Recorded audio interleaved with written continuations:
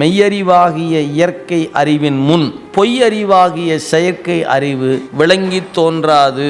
எப்படி இது மெய்யறிவு பொய்யறிவு, மெய்க்கு முன்னாடி பொய் விளங்கி தோன்றாது, ஒன்றும் புரியலையே அப்படின்னு தோணுச்சுன்னு வச்சுங்களேன். இயற்கை வெளிச்சம் சூரியன், நாம் கண்டுபிடிச்சது மின்சார விளக்கு, அது 1000 வாட்ஸாக தான் இருக்கட்டுமே. 1000 வாட்ஸ் இந்த மின்சார விளக்கு சூரிய வெளிச்சத்துக்கு முன்னாடி ஒன்றும் இல்லை. ஏன்? இது செயற்கை விளக்கு, அது இயற்கை விளக்கு. எனவே அது மெய்யாகிய விளக்கு, இது பொய்யாகிய விளக்கு. பொய் மெய்யின் இடத்துல விளங்கி நிற்காது. இதான் சொல்லியிருக்கிறார். மெய்யறிவாக இயற்கை அறிவின் முன், மெய்யறிவு சிவத்துக்கு மட்டும்தானுங்க, மறந்துடக்கூடாது. நமக்கெல்லாம் கருவி வழியாக அறிவு அல்லது அருளால் வாங்கக்கூடிய அறிவு.